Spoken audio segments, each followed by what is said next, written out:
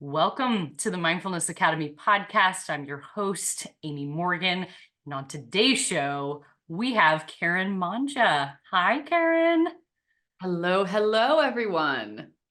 I'm so excited to have you on the show. And I'm going to take a moment and let everybody know your incredibly impressive CV so they know who we're talking to today. Karen Mangia is a dynamic leader, serving as president and chief strategy officer at the Engineered Innovation Group. With over 20 years of experience in corporate strategy, technology, and innovation, Karen's career highlights include senior leadership roles at Salesforce, Cisco, and AT&T. She's a sought-after speaker. Her TEDx talks and keynotes captivate global audiences. Karen is a prolific author of 5 books, including a Wall Street Journal bestseller, and most recent title, Sundays with Salvatore, 52 Recipes to Cultivate Conversation. Karen, I'm so excited for our conversation. It's been a while since we've connected, and I have been following all of the activity around Sundays with Salvatore, and I cannot wait for guests who have been following Sundays with Salvatore and those who haven't to learn more about it, because it is absolutely phenomenal. So I'd like to start us with a little bit of how we met. I think this might have been back in 2018 or 19. It's been a while, pre-pandemic for sure. And I can't remember who connected us. It was kind of a hop, skip, and a jump. I think it might have been, was it Rebecca? Yes, it was. And her last name is, how do you Oh, you're pronounce putting me that? on the spot. I think I need more. Fleetwood. It was Yes. like, it's Fleetwood, and she has another last name too, and I will butcher it, so I won't say it. So she knew that I was in the process of writing The Chaos Antidote, a fable about mindfulness, and knew that you were just incredible. And also, were you working on a book at the same time? I was working on a book at the same time. And it's interesting because with that book, it had just come out and Which it's one? called Success with Less, my first book. That's right. And I was in the process of working with Renee Wilmoth, also a mutual friend, around how to take the framing of this concept, the formula of pause, ponder, prioritize, and translate that into workshops, coaching engagements, other ways to be of service, to do more with that story. Because people, even before the pandemic, were gravitating toward that idea of powerful pauses and how it could feel to choose to take a pause, as you did, rather than having a pause inflicted upon you, usually by some catastrophic event. You lose someone in your life, you lose a relationship, you lose a job, and you think, oh, this gives me pause. Or, or you have a health crisis and you need to reinvent. And we were exploring how to take that further. Little did I know at the time that I would go on to write 4 more books. I had no idea that was in the plan. I know. And yours, so Success with Less was the beginning, and then you had a few more books after that, kind of on the cutting edge of the work from home increase, of course, during COVID. And I can't remember where that fell. Was it right at the beginning of the pandemic? I feel like it was like, I signed a contract in February of 2020 to write a book called Listen Up: How to Tune into Customers and Turn Down the Noise. And I was working with Wiley, and the plan was to submit the manuscript May 1st, and the book would come out in October of 2020. And when the lockdown happened, I thought the gift and the opportunity inside of this is I'm at home. I'm not on planes and in and out of time zones. I can probably write a better book and have it take less of a toll on me personally. I will never forget submitting that manuscript May 1st, 2020. And I was talking with my senior editor at Wiley about a week and a half later. And I got curious. I started asking what it was like to work from home in the publishing industry. In tech, we knew how to use the tools to collaborate remotely. Yes, the wrapper around it was stressful and there were more demands from customers. And of course, we were all trying to stay healthy and safe. And yet we all knew how to do our jobs and use the tools to be distributed. And she started sharing the story of the challenges in the publishing world and working from home for the first time after being in her career for a couple of decades. And I said, it's so interesting. I've started writing this blog about working from home. It's going crazy. And she said, do you think you could write a book about that? And I laughed and said, one of the dumbest things I've ever said. I could write that in my sleep. Okay, you cannot write a book in your sleep. And she said, could you write it in 2 weeks? And I said, what's in your coffee cup? She said, could you write it in 30 days?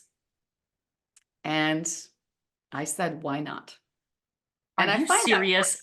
yes, Karen, yes, yes.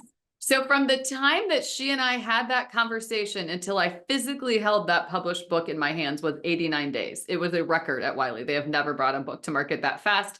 And it was the book Working from Home, Making the New Normal Work for You. And we were really the first to market in August 2020 with that book that became an international bestseller. What was very comical was having to call people who I interviewed for the Listen Up book to let them know that book was still coming in October. I had just preempted my own book with my own book, and they would still get their moment of fame in the advanced praise quotes or interviews. I find that question really changes things and opens us up to new possibilities. Why not? I like that. We might come back to that. That is a fascinating story, and I did not know about that timeline. And I can imagine as a marketer, I'm thinking, oh my goodness, the fact that you upstaged your other book might be confusing. So, way to go to get it out there and to have an international bestseller that you went from concept to publish in under 3 months. That is so impressive. Tell me a little bit about where you grew up, the educational background that got you to here. My parents prioritized education, and because we moved several times, I was in different types of educational environments. And as a lifelong learner, I think that served me well. I was one of the kids that liked school. I was born in Northern Indiana, South Bend. Most people know it for Notre Dame, if you're a sports fan, especially. And I went to school there through third grade. My mom is Baptist. I went to a Baptist school. That was one style of learning and being. We then moved to a small town in Illinois, Charleston. It's about a 45-minute drive west of Terre Haute for people who know the Midwest, but very small town. And we went to public school there, fourth grade through seventh grade. Then I did eighth grade through high school in Southern Indiana, in Evansville, and went to a Christian high school and then Christian school and then a Catholic high school. So I did really, I think, almost all of the experiences except for Montessori school. And I probably would have enjoyed that as much as I love to create. And then from there went on to do my bachelor's and master's degrees at Ball State. And then when I got into my professional career, I moved to Indianapolis, Indiana, and have been here since. And during my time as a working adult professional, I also earned a degree in hospitality administration and culinary arts from Ivy Tech Community College. So before we got on this call, you said you're kind of in that stage of life where everything's converging. All these seeds that you've been planting all these years are all kind of coming up and making sense. And so that helps illuminate what that really means. So thank you for sharing all of that. Um, so as I mentioned in your bio, there is a lot going on in your CV. You have so many skills from being a strategy officer to a Wall Street Journal bestselling author. You're a speaker and a journalist, an author. You also provide executive coaching. So what are you focusing on most these days, and what's bringing you the most joy? What is it right now? If any of your listeners have ever taken the Strengths Finder assessment, one of my top strengths is being a maximizer. And what I love about the description of a maximizer is the use of the phrase, you like to find a hidden talent, a hidden gem inside of someone and help to polish that, help them recognize this aspect of themselves and step into some new direction around their potential or something they find fulfilling. And when I think about the true North Star of my career and my life, when you think about sales and storytelling and customer experience and writing, what that really is all about at its core is helping people maximize the opportunity that they see, whether that's an opportunity in their business to bring a new product to market or disrupt a competitor, whether that's an opportunity to grow personally, as a human being, become healthier and happier, or whether that's an executive or a leader who's trying to become a better leader, right? Or connect with people in new and different ways. And what brings me an incredible amount of joy is to be able to take that a step further and not only coach people through taking their idea or their aspiration and bringing that to life, it's also about giving them a platform to share their story, like what you do here. So for me, when I think about, building followers and what gets celebrated so frequently in our culture, I think about building value metrics rather than vanity metrics. Ooh. Because to me, in and of itself, having follower after follower doesn't hold a deep degree of meaning for me. What I do love, though, is being able to take someone doing something so amazing or who has overcome incredible odds or who has changed their life and has a story to share and giving them a platform to share it. And so I think the more people that are connected to that conversation, the more you can amplify that message. And one of my favorite messages I've been fortunate to share is gifting the world, I hope, my grandfather, living World War II veteran who is 100 years of age and still lives in his own home, day trades stocks on his 3 iPads, smartwatch, and 2 laptops, and for whom I cook Sunday dinner every single week. And he has so much wisdom to share with the world. And for me, writing the book with him was an opportunity to integrate those parts of myself, right? It's surfacing some of his hidden gems, even at this late stage of life, being able to share wisdom that inspires people. And then also, for the first time, bringing that chef and food aspect of myself into how I show up in the world in a meaningful way. Oh, it's so much fun. If our listeners have not come across Sundays with Salvatore, you absolutely have got to get it. It's on Amazon only, correct? On Amazon only, yes. Yep. And so much on social media. It is so wonderful. I am wondering if we could dig in a little bit around what role mindfulness plays in all of this work and writing and this maximizing that you have mentioned. When I think about the evolution of my mindfulness journey, I wrote in Success with Less, my first book, about learning how to pause and needing to teach myself some strategies to step out of chaos and into calm. The catalyst for that was battling major medical and realizing I needed more rest time and reflection. And I write in the book, I laugh about it now just because it's a statement of how we all have permission to evolve, that yoga and meditation were not my thing. Like I couldn't sit still for that. What I discovered I would sit still for, that I found to be a meditative, calming, contemplative time, was watching the sunset. For me, that was a time that it didn't take effort. I didn't have to try hard to want to do that. It felt like upside to me.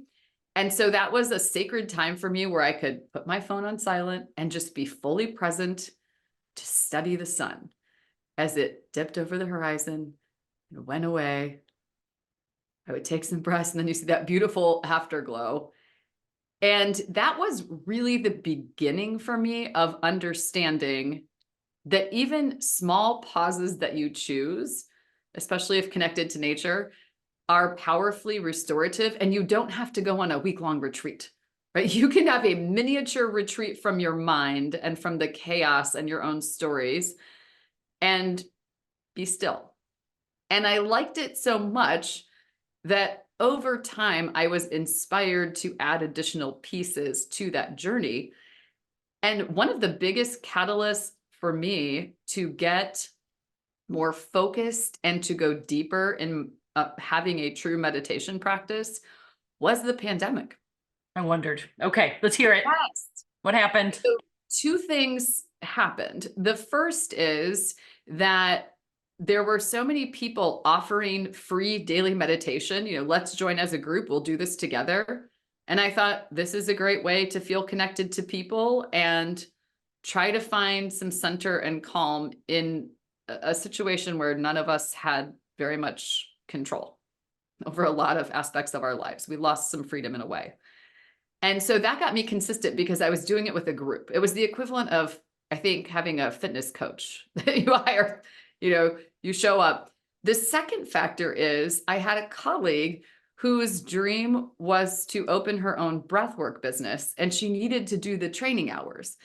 And so I joined her pranayama breathing classes because she needed practice. And part of the requirement was you had to debrief afterwards. How did she do leading it? And also, what was your experience like?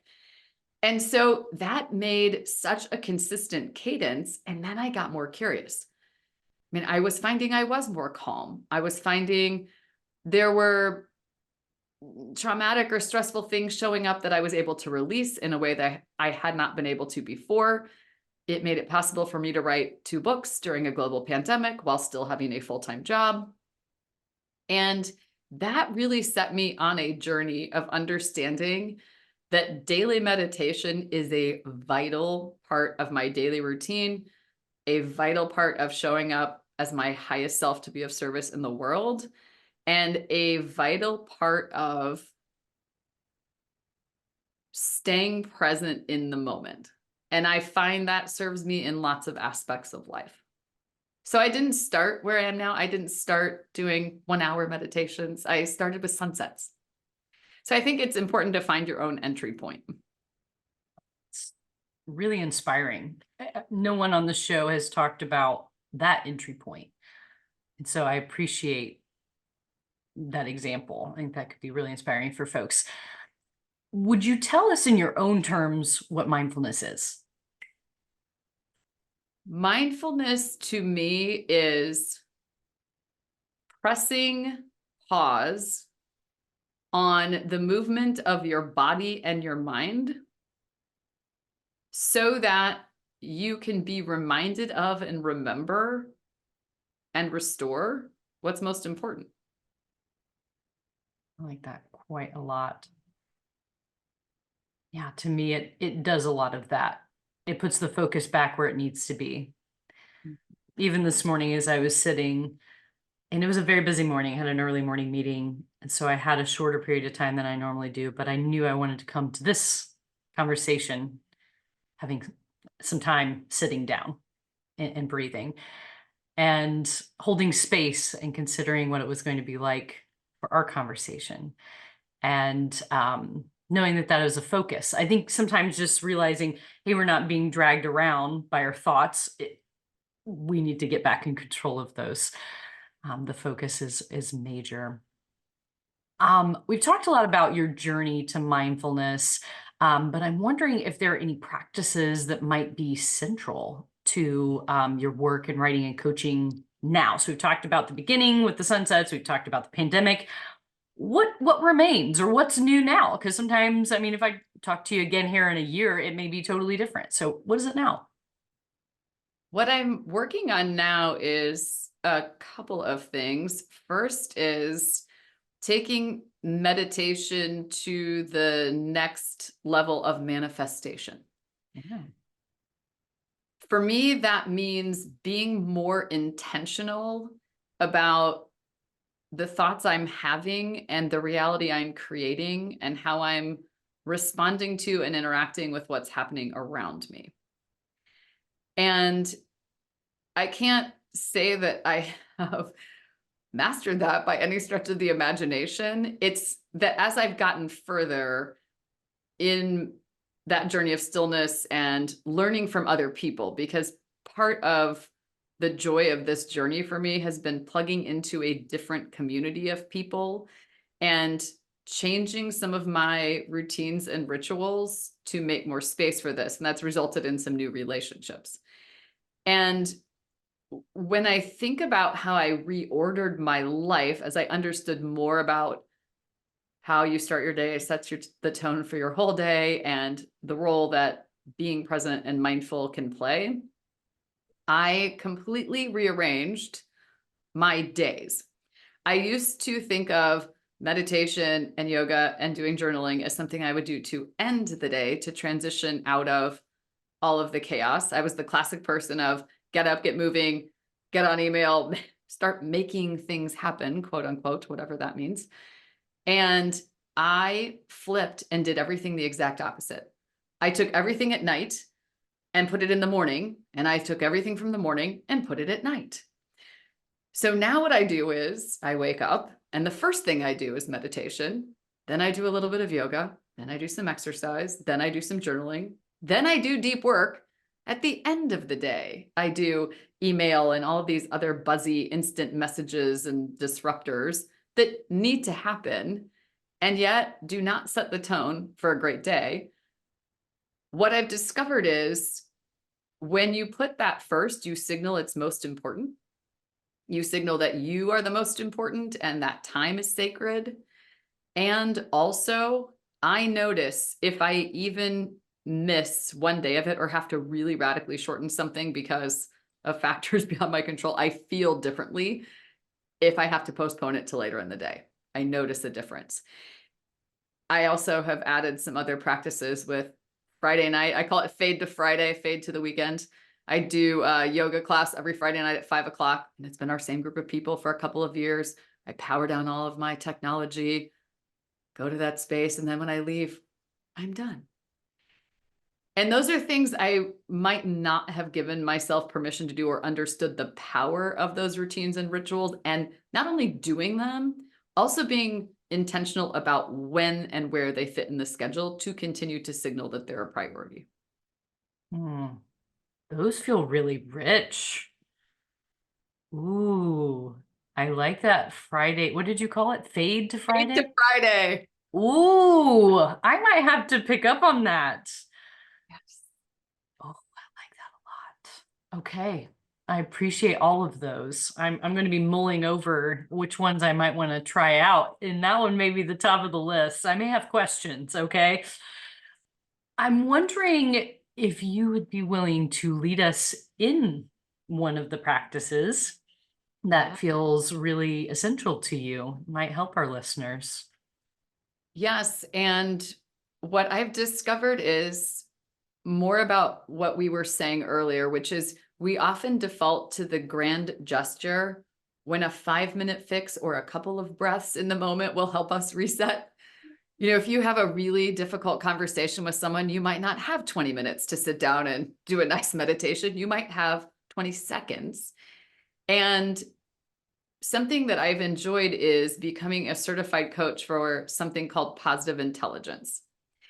And positive intelligence is a series of techniques to essentially rewire your brain, to intercept that saboteur voice in your head more quickly and channel yourself into what he refers to as your sage mode, right? Where your curiosity and capacity for exploring things and creating other choices and discovering what could be good about something exists. And he's discovered we have these 10 common saboteur voices. There's an easy free assessment online if you're curious about what yours are. I think about it as the quickest reset you can do when you feel that rising up of that voice inside of you that you know doesn't serve you, and yet the synapses just fire, right? It's like trigger, response, trigger, response. We all have those scenarios. And what I like about this is it combines what we associate with mindfulness and yoga around breath, but also sensory experience. So that's where we're headed with it. There are a number of these exercises. This one happens to be one of my favorites because you can do it anywhere, even under a conference room table without anyone noticing, because you can do it with your eyes open if needed. However, for this, I will invite everyone to gently allow your eyes to close. And go ahead and take one very full breath in through your nose. And now take one more sip of air in and hold that just for a count of 3. 1, 2, 3. And now gently exhale that breath out through your nose until you're feeling completely empty. And then what I would like you to do is to take your index finger on each hand and touch it to your thumb with your eyes still closed. I want you to start rubbing your index finger against your thumb gently in circles as you continue to breathe in and breathe out. Feel the ridges of your fingerprints, maybe the light touch of your fingernails.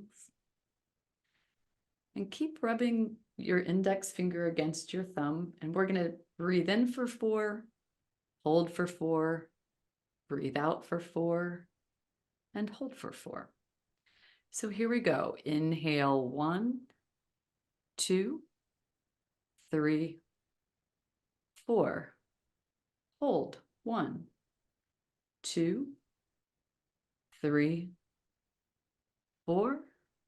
Exhale 1, 2, 3, 4.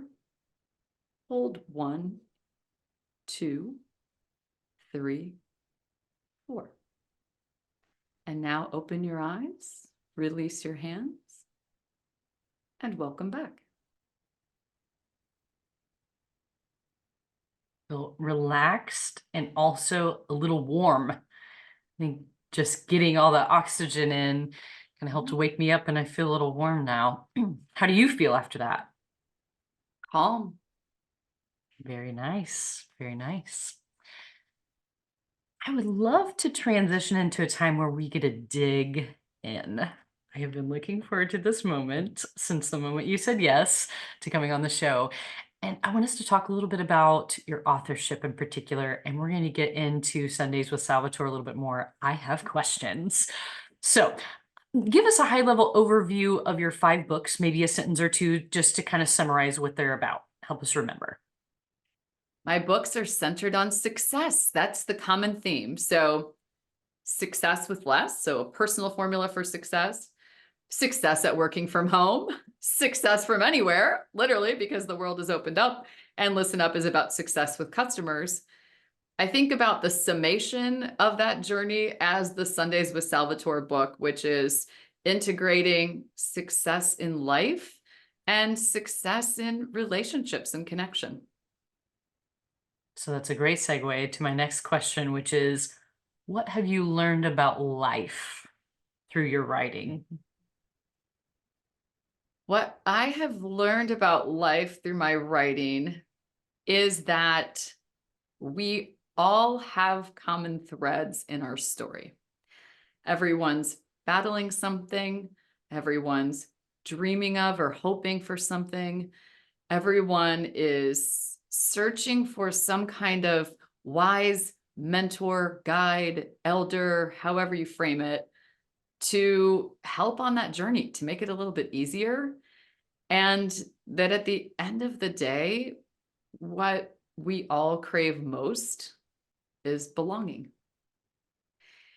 And I think that success and belonging often go hand in hand, because when we feel we're succeeding personally and professionally, we feel some degree of belonging. We belong to ourselves, we belong to a community, we belong to a company perhaps.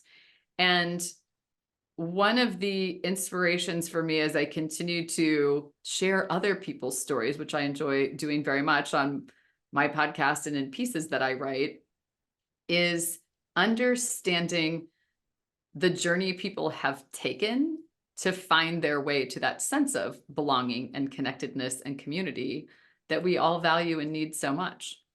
And the other aspect I've discovered is how often we have common values with other people, and just how they show up in everyday life is the aspect that's different, or the reason or motivator behind those values might be different. But in the end, we do tend to share quite a lot of common values. It's just we live them out a little differently. Now I'm very curious that you brought up this topic of belonging, because with the books that you have written, we've been through a pandemic like we've spoken about, and people used to be in the office, then they were at home, which you have said, the tech folks were a little more equipped for that. But then there's been a bit of an on and off return to the office, not as we went through that whole stage. And I feel like there has been more of a kind of starting to return to the office more consistently. In our office, we actually do a little bit of a hybrid. So we have a couple days in, we'll take a break, work from home, back in, and then sometimes on Fridays we're in, and sometimes we're not. Fade to Friday may have to play into this whole deal. So I'll keep you posted on that, Karen. Yes. But I'm fascinated by this idea of belonging amidst all of that, because some of what I heard, and I'm curious what you have learned through this, because I'm very confident it is significantly deeper than what I've heard or perhaps even experienced in our business, is there was it seemed like for a while there was a sense of belonging because you're banding together and you're learning how to work remotely, and there's a sense of commonality to making something different actually work, keep the boat afloat amid something different. So there's a pulling together. And then the experience that I was noticing was that then folks started kind of disengaging at the longer, when it wasn't totally necessary. I noticed that as a business owner, a longtime business owner. And then folks were kind of leaving it in a variety of industries. Like, I really want to be in person, where that used to be the opposite case. And so I don't know where it'll kind of land, but I'm wondering where you felt belonging showed up in the pre-pandemic, during the pandemic, and kind of where we are now in the whole belonging bit. One of my biggest discoveries during writing and speaking and thinking about how is it that when some people were isolated on the lockdown, they felt a huge sense of connectedness and community and belonging, and others did not. And the subtle nuance that I discovered along the way is that it's about what we often settle for, particularly in the workplace. We tend to settle for blending when our deepest desire is for belonging. And here's the nuanced difference. We've probably all done this at some point in our careers. I know I certainly have. You study the people who appear to be successful, and I will use that phrase loosely. Our markers of this tend to be they get pay raises, they get promotions, they get access to power or the inner circle, they progress in some way that we find appealing. And we think, I will study them, I will do what they do, and then I will have what they have. In other instances, you'll hear people say, my workplace is comprised of people that look and act a certain way. And so in order to connect with that group and be successful, I need to blend in with them, which means I suppress some aspects of myself and natural tendencies in order to be here. Those are blending strategies. And at the end of the day, belonging comes from operating more like a kaleidoscope. And I think about a kaleidoscope, you look through it and there's many different individual pieces that are brilliant colors. And when you spin it, they all maintain their integrity individually while creating something brilliant and beautiful together. Belonging is that moment, that experience, that feeling, that place, that set of circumstances where you know that you can be yourself and contribute without needing to adapt or suppress who you are, what you want to be, and perhaps even where you want to go on your journey next. And so when we settle for this feeling of blending, it's empty. So for some people, bringing this into the office context, if you feel an incredibly strong sense of purpose about the work that you're doing and that you can use your natural strengths, gifts, and abilities to do that work and be yourself, you don't need to be in an office to feel that you belong to that place. If you're having to blend in and not be who you are, more often than not, the going to the office becomes a version of blending, because now you're going to have FaceTime and be chummy, and you feel that you need to be seen physically in order to actually be seen as a human. And I think those feel very different. That is fascinating. And I would say some folks, in my experience, do better being remote. They actually find a lot of comfort and a lot of productivity when they are remote. And some people, I think, they whether they feel like they need to blend or not, they love the actual in-person meetings. There are certain clients who like that. There are certain, employees or subcontractors that they just like that. They like to see your face. They want to go have lunch and talk about, vacation plans. And so that's interesting that that would be another aspect of it. Interesting, interesting. Are there ways that employers can help folks, no matter if they love in-person time, blending or not aside, um, or they prefer to be remote? Are there ways that folks can help their employees feel like they belong? Yes, typically we feel belonging when we can connect around communities and topics of interest. And that could be you love to do research, you love to do storytelling, you love to nerd out on the newest technical innovations, whatever that is.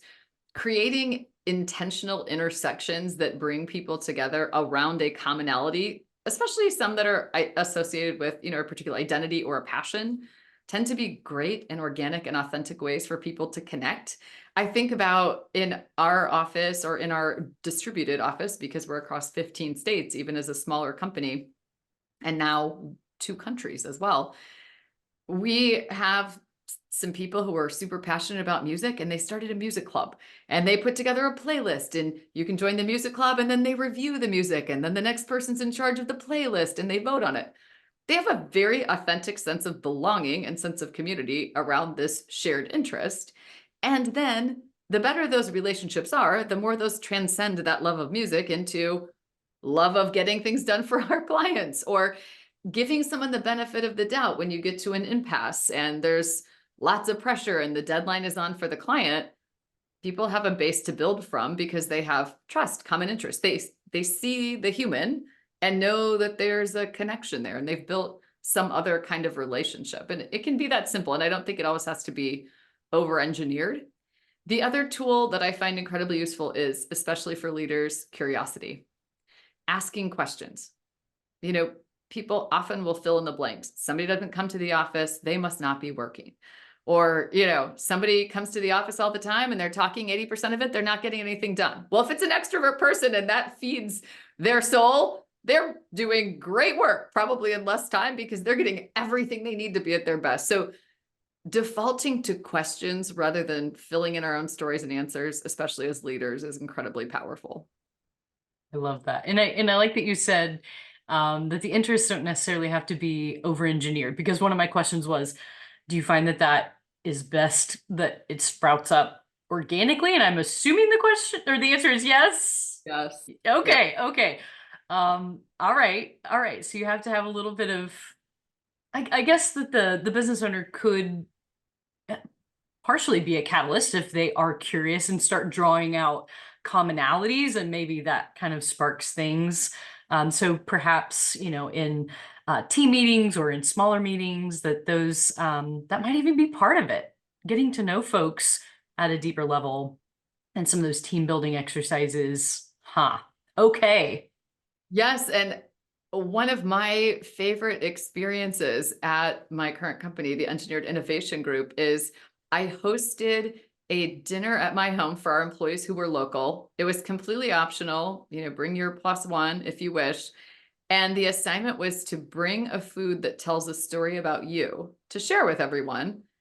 It was so much fun, and we all learned a lot about each other, in addition to the fact we have some amazing cooks, so I guess we could open a pop-up restaurant together if the opportunity ever presents itself. It was wonderful to hear someone's story that their grandmother taught them to make this culturally significant food, and it was the first thing they ever made, and then they made it for us and shared this story. And I thought it was so organic, it was simple, everybody contributed, and yet it was so meaningful because there was a richness of discovering what mattered to people, and how many stories had a common thread of a very meaningful memory or person that was tied to that food or food experience. And it just changes how you see people when you show up every day. I love that even for groups outside of the workplace. I just think that that is such an intimate experience. It shows the humanity and the common threads that we share. I love that. And what a beautiful tie to your most recent book. I mean, that is just a brilliant way to approach connection. I want to talk about this incredible experience that I'm going to admit I'm very jealous about. That you have gotten to write a book with your grandfather. Not very many people can say that. I don't think that I have really seen. And you said he just turned 100, right? He And I was did. waiting. I mean, I was on pins and needles on social media. He's gonna make it to 100. He's gonna Yes, make it. He's gonna make it. And he did. he And did. so I'm wondering what it was like.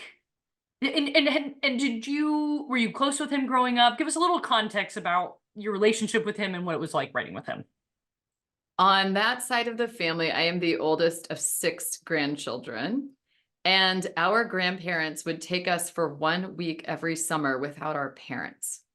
And these were the grandparents that always made time for us and were truly invested in our lives. And we would talk with them on the phone for hours on end. Just, they always took an interest, they were present, and so much fun. Now, I will say, of course, during those years, my grandfather had a finance and insurance business. And so more of that time and responsibility fell on my grandmother. And, through the years, I would fly to visit them when they moved to Florida. And I would stay up talking with my grandmother until the sun rose. And she would never think twice about doing that for anyone. I mean, that's how close the relationships were. And when they shared with me in 2005 that they were moving back to Indiana because they were seeing many of their friends have a medical issue and then there's no family member close, and they made the choice, we'll just get ahead of this and we'll get closer to family and make sure we have access to great medical care if we need it. And when they came back, my one commitment I made to myself in my relationship with them, given we would now be in the same town, was no regrets.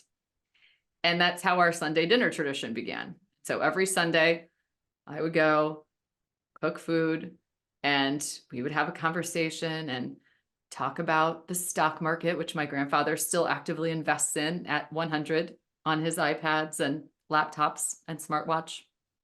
And we would talk about life and food and read certain sections of the newspaper that they would save for me for when I was there that we could read together. Beautiful ritual.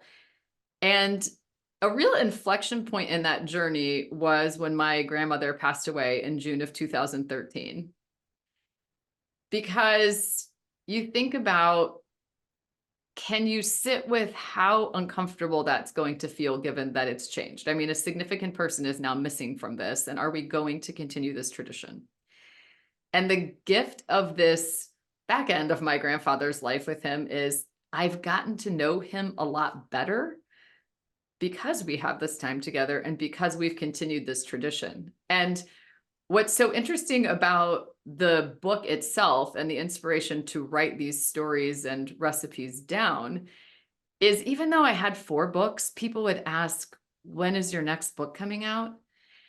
Which I thought was remarkable because 4 felt like an ample amount of books from my perspective. And I would always respond, I have nothing left to say worth writing down, at least not in 35,000 to 65,000 word length, maybe more tweets. And then I started thinking, I don't have to write my thoughts down. I could write down someone else's thoughts. And that sent me on a path of getting curious about who I've learned the most from in my life. And for me, it's my grandfather. He's been one of my greatest teachers without me consciously realizing it. And so I thought, what would happen if I could encapsulate some of his stories and wisdom and share him with others, and that we could do this together, ideally, right? At 99 years old, I wish I would have had this idea when he was 89. I did not. It came to me when he was 99. And so we started we started with making a list of all the food. Like, what would be the marquee recipes that have to be here? Then we started pulling out boxes of photos and going through them. And I would ask him about stories. Then I would be capturing the wisdom. Then I would be interviewing him. And it just became this weekly ritual of we would eat and then it would be story hour. And the most amazing moment was when the first draft copies of the books arrived, and I knew what they were. And they arrived on a Sunday morning, the day before what would have been my grandmother's birthday. And I thought, this is perfect. I waited, took the book to his house, and I have this beautiful video of he and I opening those books together. And I thought, this is no regrets right here. The difference between doing that book with him versus about him was significant in terms of the feeling, because I was filled with a sense of gratitude to have that opportunity. Whereas if he had already passed away and I wrote it about him, I think that moment would have contained some grief and probably some sadness. And I think that that's what leads us to regrets in life so often. It's the things we don't do. And so to me, doing that book with him was just the cherry on top of that commitment to myself of no regrets in my relationship with them and in this chapter in person I've been fortunate to have with them. So he's a World War II veteran. He invests in the stock market still. Um, I assume he's a good cook through all of this, right?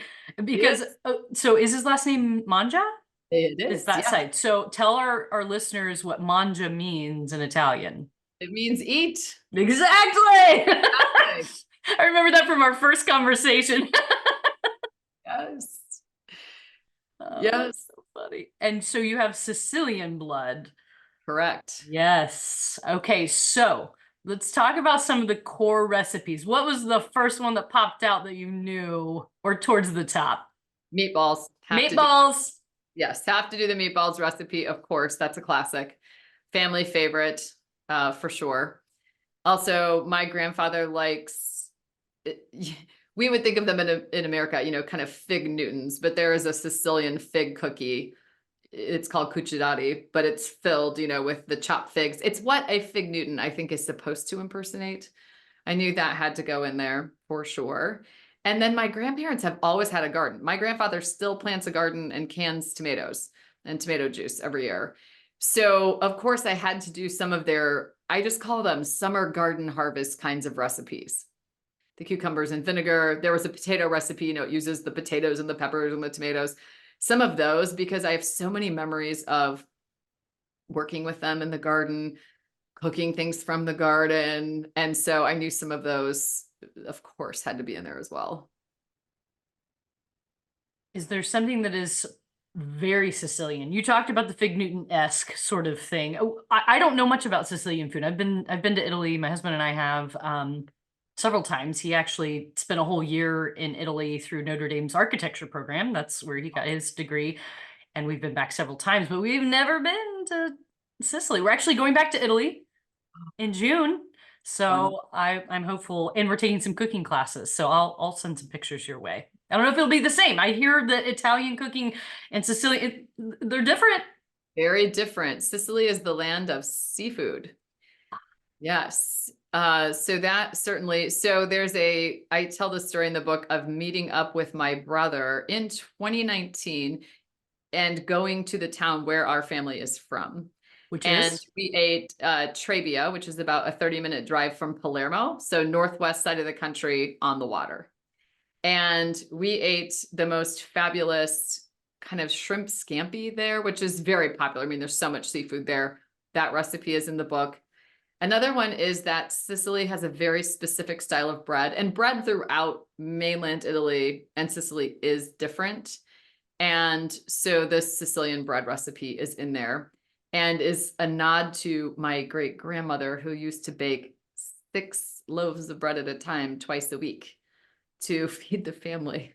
So that's another one that's pretty iconic. So describe the bread for me. My mouth is watering. It's getting to be almost lunchtime. And so let's hear about this bread, because I know, so I've had a lot of bread in Rome, which is like cut the top of your mouth tough, it's very tough and delicious. But how is that different than Sicilian bread? I equate it to if you took a French baguette and focaccia and put them together. Oh, And so it's what I mean by heavier? that is it's crusty on the outside like a French baguette, and it's fluffy with big air pockets in the middle and spongy like a focaccia is, the inside of a Uh-huh. focaccia bread. Yes. Ooh. Hmm. My grandfather and I went through many, many iterations because no one wrote down my great grandmother's recipe ever. And so there was a lot of experimentation and a lot of bread eating to try to get to this correct. I'm going to call it correct, but family nostalgic. Like this tastes like my mother's bread. When we finally got to that, I thought, thank goodness, because I would have to start buying stretchy pants. I am on the opposite of the Atkins diet or whatever it would be now, keto something. I mean, constant making of this bread. And by the way, I was shocked how many techniques there are of how people try to replicate this, because of course she had a wood-fired oven. So, I mean, you're already at a little bit of a deficit. And so, okay, you've got to account for that. I've baked bread in pots. I've baked it in on bricks. I mean, I've done the whole thing. So it's a beautiful, beautiful experience. It's a very lengthy recipe because it does take a while for the dough to do what it needs to do. And it was a worthwhile endeavor, but I think we almost came to blows over the bread situation. I'll try to pick up on it in that section of the book. I'm wondering, so you can make it in the oven. You can make it in the oven, Okay, yeah. we don't need to go to some crazy lengths and DIY with, like a Yes, Home no, Depot you don't have to situation. build a Okay. wood-fired oven or Okay. yes, thankfully. It just was hysterical because he would take a bite and say, no, this isn't right. Well, then tell me what else is different about it. Well, and then he would describe the whole process and I'm thinking, I swear that's what I did when I made this loaf, but apparently I did not. We'll try it again. So what do Sicilians do with bread? Is there olive oil? What do we do with it? Yes, so a little bit of everything. I mean, one of our family kind of iconic classics would be peppers and eggs or asparagus and eggs. So asparagus and eggs you do in the spring with fresh asparagus, and it would be kind of like a frittata that you make in a skillet, and you would have asparagus and egg sandwiches, right? So you cut it and make a sandwich out of it, and then in the summer when you have the peppers, it's the peppers and eggs on the sandwich. There's of course all of the wonderful charcuterie that goes on it. And then also my grandfather, they grew up with not a lot of money, and many nights their dinner was his mother would take the bread, slice it long ways, drizzle olive oil on it, put Romano cheese on it, salt and pepper, stick it in the oven. That was dinner. It sounds delicious, but probably not as filling as you'd want it to be. Yes, yes, yes. Sicily is Romano cheese country. Mainland Italy is Parmigiano Reggiano. Okay, I was wondering about that as well. I'm wondering if there was a favorite memory or one that kind of bubbles to the top when you think back on this whole unique experience of not punching him over the bread, but The thinking back over the experience of doing the book together. yeah, together and not about him. I like that distinction, not about him, but with. Yes. It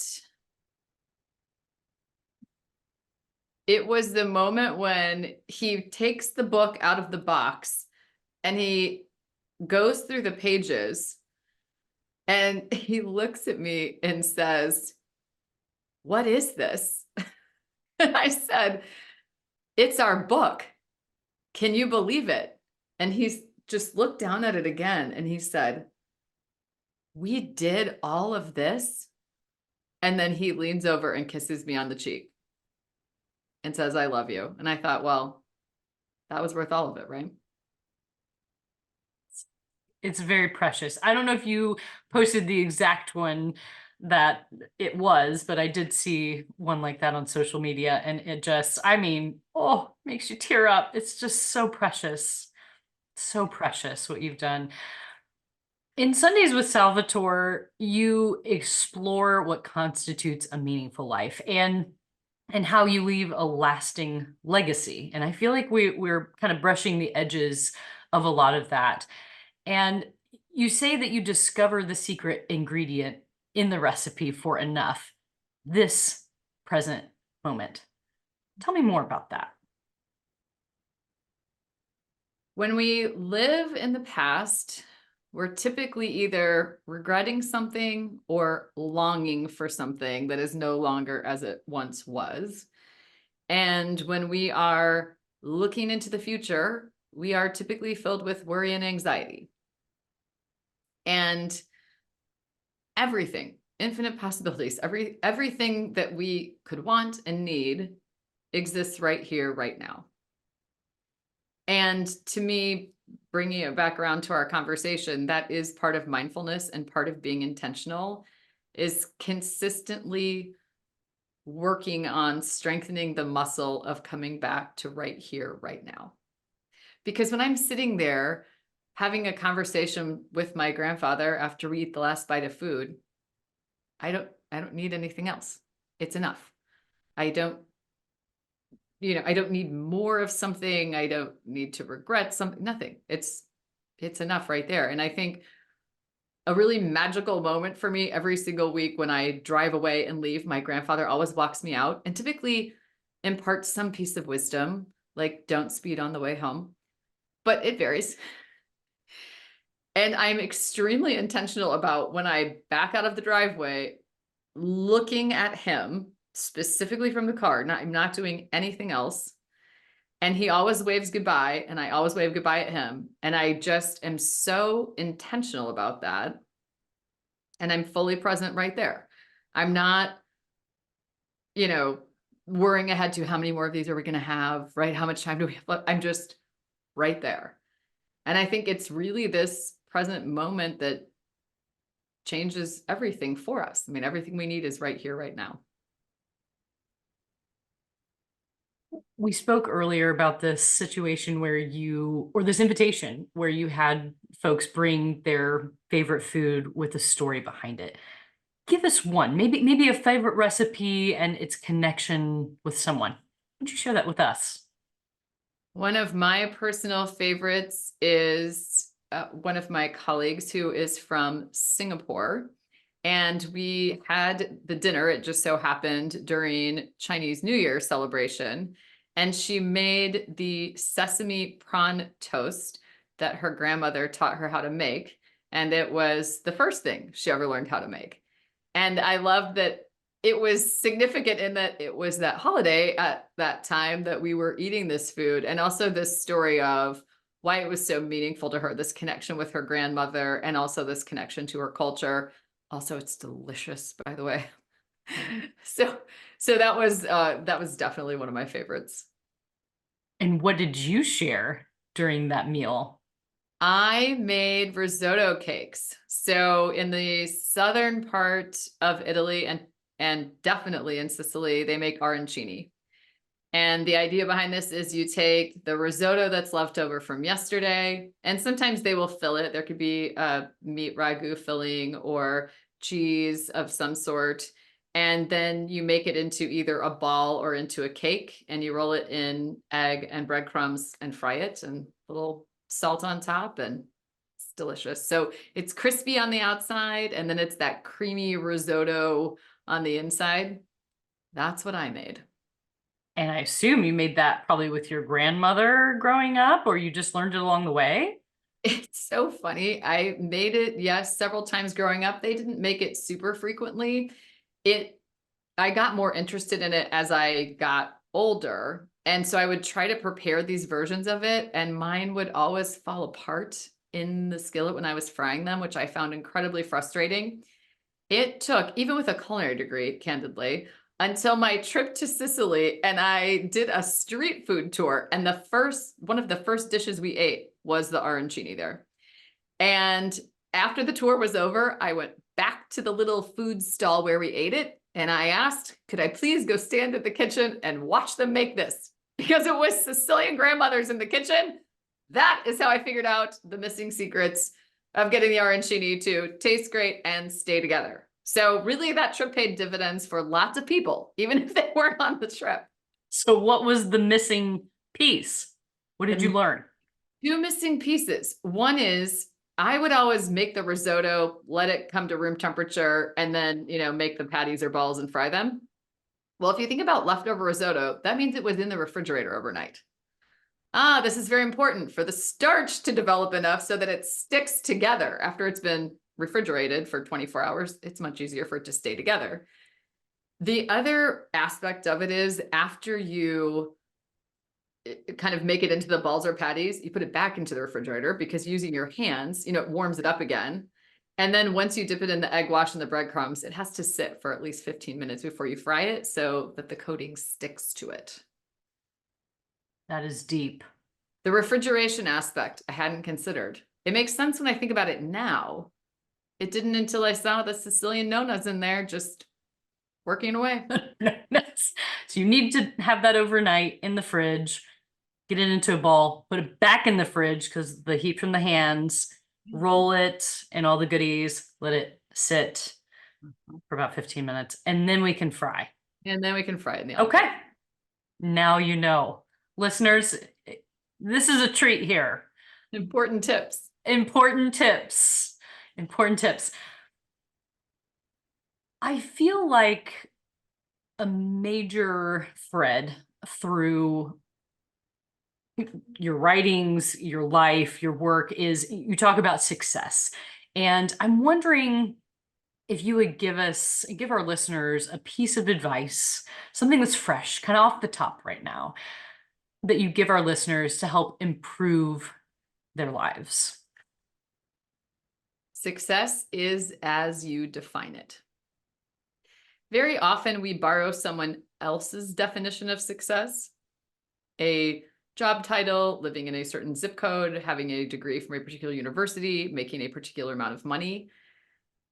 Even borrowing someone else's definition of success is a choice. You will feel and be most successful when that definition is your own. That is a fabulous, fabulous tip. And so that brings us to the $1 million question, which is, how do you define success right now in your own life? May I have what I want and want what I have. I like that. I like the two sides to that coin. It's Yes. beautiful. Thank you for sharing that. I am wondering if you would tell us a little bit about how folks could learn more about your services and how they could connect with you online. The best way to connect with me is on LinkedIn, where I regularly post new content. And you can connect with me there to find out more about executive coaching and workshops and speaking. And of course, all 5 books are available on Amazon, and at least 4 are available at all of your other favorite retailers. Excellent. Excellent. And I'd like to wrap us up with the proverbial cherry on the top. Do Sicilians use cherries? What goes on the top? Yeah, pistachios or almonds, because those grow there. All right, there we go. The pistachio on the top here, Karen, is the Glowy Daily Reflection Practice. This is an acronym, and it's something that I use typically in the morning and a lot of times at night to kind of reconnect with myself and get clear about my focus and where I am. And the G stands for grateful. The L stands for lift up. That might be a resource of a variety of types that you or someone you know might need. The O is for observe. We talk about being in that present moment. And when you're in the present moment, you see, you hear, you feel, you notice what's going on inside and around yourself, which I consider my own personal definition of mindfulness. The W is for wholesome intention. And you strike me as someone who has a lot of wholesome intentions. So you can share what you wish there. And the Y is a positive affirmation. You get if you want to give yourself a little hug or just direct some praise back to yourself, Karen, you are, and you get to send yourself off on a high note for the day. So I'll lead us through this. What is something you're grateful for, Karen? I am grateful for the fact that my 2.5-year-old nephew will be arriving from San Francisco tonight, and I'll get to spend time with him. Oh my goodness. That's so great. Now, did you dedicate your book to I did, to Mason. Yes, That's yes. him. I loved that. How you talked about he's such a joy, but also the future of your family. And what a beautiful and mindful acknowledgement there at the beginning of your book. What do you lift up? A resource I just discovered that I love and I'm going to start sharing with as many people as possible is a book I just finished reading called The Magic of Surrender. Highly recommend. A small preview that I found so freeing was you can't miss your destiny or your purpose. It's impossible. It will come to you. It was a very freeing thought. You can't make a mistake. It's all aligned. The Magic of Surrender. Great book. Who's the author of that? Kute Johnson, I believe is how you pronounce it, but it's Okay. Kute. I hope I'm saying that right. And if I'm not, sorry. Love it. I'll have to check that out. Thank you for sharing that resource. What is your wholesome intention? And that could be for today, this moment, overall in your life, however big or small you want that to be. My wholesome intention is may all people feel free. I like that. I hear that in the surrender and your intention. What about your you are? Positive affirmation. You are inspiring. I'm going to go Mm, with that for today. I love that. And I would definitely agree with that, Karen. You are very inspiring, and I'm always impressed by all that you're doing, all that you're giving, and kind of the brain trust that you are. So, Indianapolis is very, very fortunate to have you, as folks are around the nation and spreading around the globe. So, thank you so much for all of that, and I appreciate how you are bringing mindfulness to your own life and to many others, whether that be through software or product launches or books, or just bringing food together and sharing from a human perspective so folks feel that they belong and they're seen and they're heard. What a beautiful gift all of that is. So um, I will wrap us up here. And I just want to say, from my heart to yours, may you live with ease. This is your host, Amy Morgan, signing off.